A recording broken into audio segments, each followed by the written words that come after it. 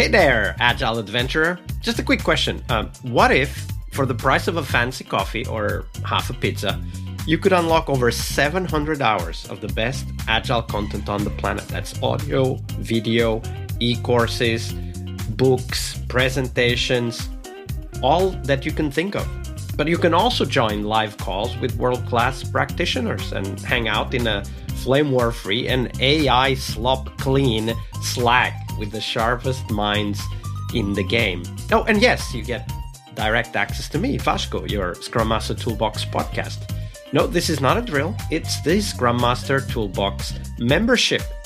And it's your unfair advantage in the Agile world. So if you want to know more, go check out scrummastertoolbox.org/membership. That's scrummastertoolbox.org/membership. And check out all the goodies we have for you.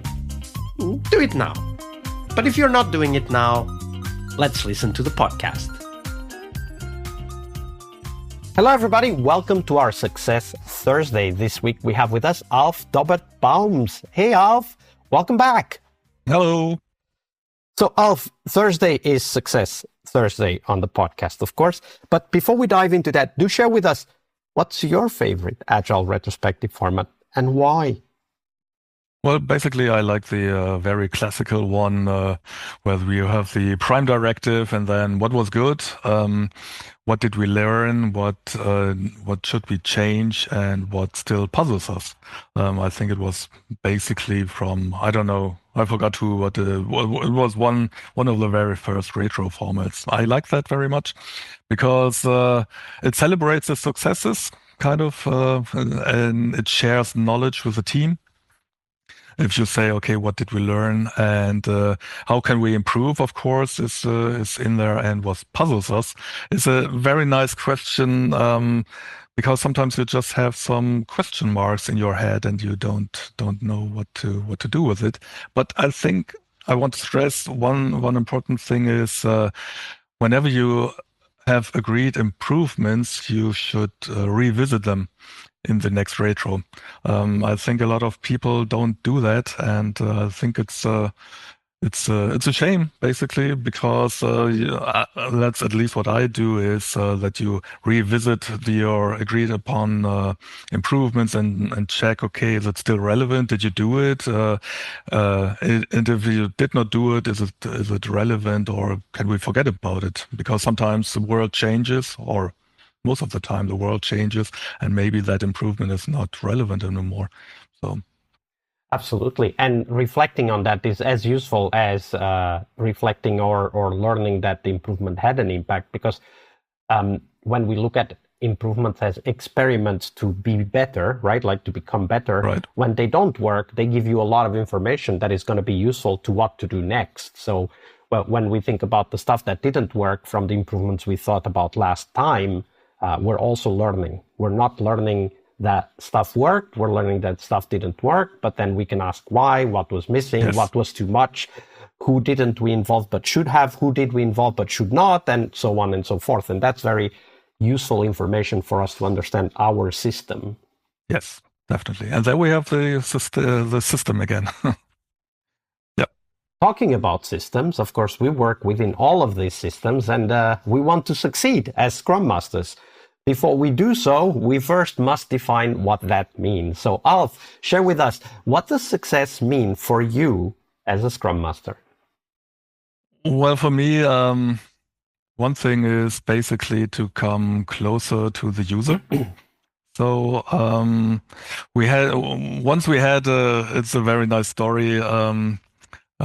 We were in a review with a user, and she mentioned, okay, I have this very small problem, and I don't know how to address it. I don't know how to put it into our system with all the requirements and everything. And we were like, okay, just tell us what is it? We can probably help you somehow. And then she said, okay, listen, we have here this big list and with all the entries. And when you click on an entry in that list, a pop-up comes up with more details. We were like, yeah, okay. And then she said, well, if you close that pop-up, the focus on the list jumps to the beginning. Please change it that the focus stays on the same level that you just selected. And we were like, okay. Then we talked a little bit in the review, and basically after four hours, she had it. And I was like, this is really great. This is cool. We talk in the review, we talk about it, and then we could really help the user because I'm sure that this small change, which really was a very small JavaScript change, I assume, helped a lot of users in the customer center to don't waste any time because they don't need to scroll through all the list and check, okay, where was I before? And so that is definitely one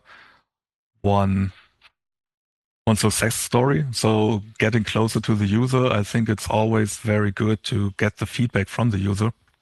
So when you think about the teams that you've worked with, and if assuming that the goal, so success is when we are able to figure out a way to get the teams closer to the user, what are some of the tips you have to share with us? What has worked for you in the past to make the importance of that clear to the teams and then to help them get there?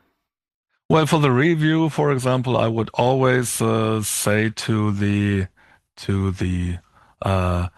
user when they are invited, which sometimes is quite hard to do, that it's not a demo, it's a working meeting. So it's not like we demo something and then you can clap your hands and say yay and go away, but it's basically kind of like, okay, what can we improve with this one? This is kind of like a version. Do you have some other things?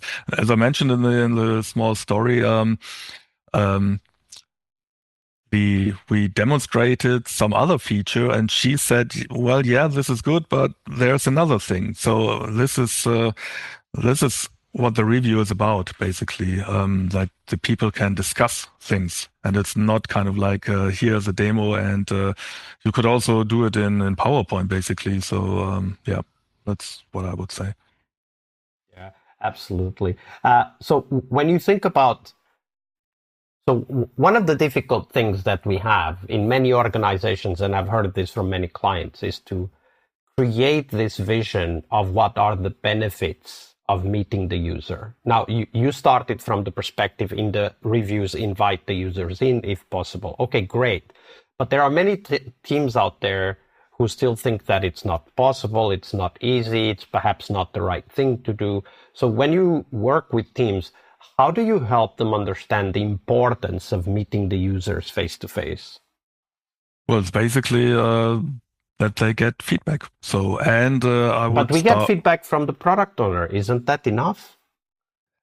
Well, the product owner has more perspective, and the user actually uses the product.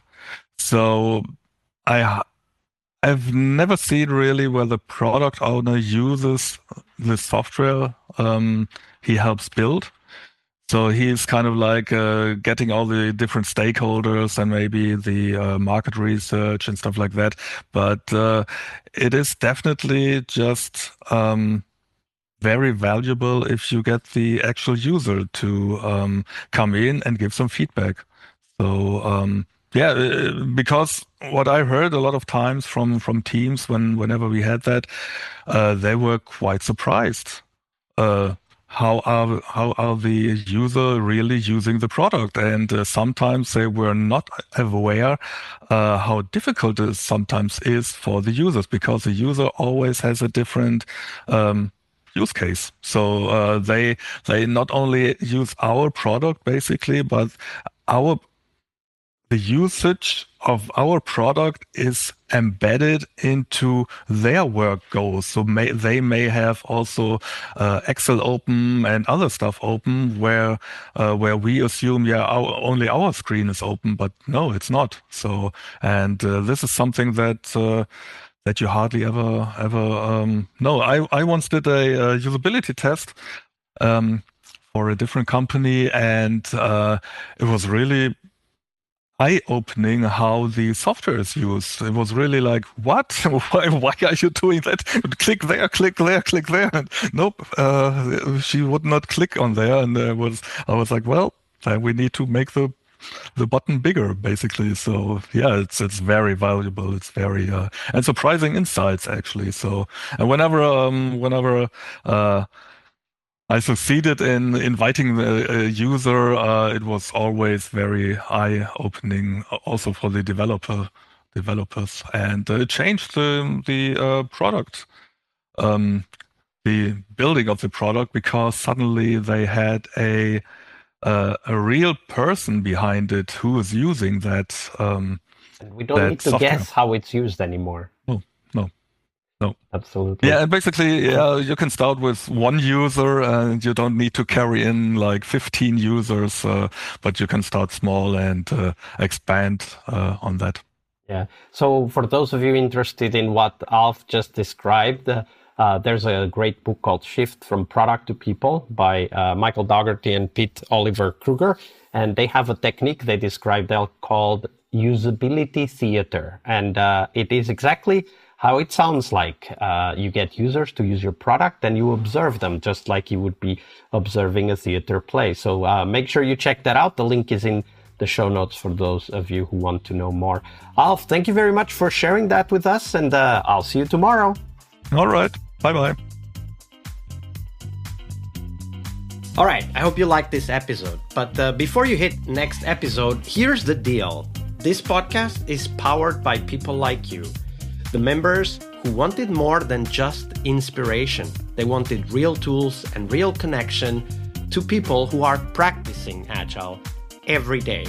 We're talking access to over 700 hours of Agile Gold, CTO level strategy talks, summit keynotes, live workshops, e-courses, deep dive interviews, books, and if you're into no estimates, we got the pioneers of no estimates in those deep dive interviews as well. Agile business intelligence, creating product visions, coaching your product owner courses, you name it. You'll get invites to monthly live Q&As with Agile pioneers and practitioners, plus a private Slack community, which is free of all of that AI slop you see everywhere, and of course, without the flame wars. It's a community of practitioners that want to learn and thrive together. It's the best place to connect with community and learn together. So if this podcast has helped you before, imagine what you will get from this podcast membership. So head on over to scrummastertoolbox.org/membership and join the community that's shaping the future of Agile. And we have so much for you. So check out all the details at scrummastertoolbox.org/membership, because listening is great, it's important, but doing it together, that's next level. I'll see you in the community Slack. We really hope you liked our show. And if you did, why not rate this podcast on Stitcher or iTunes? Share this podcast and let other Scrum Masters know about this valuable resource for their work. Remember that sharing is caring.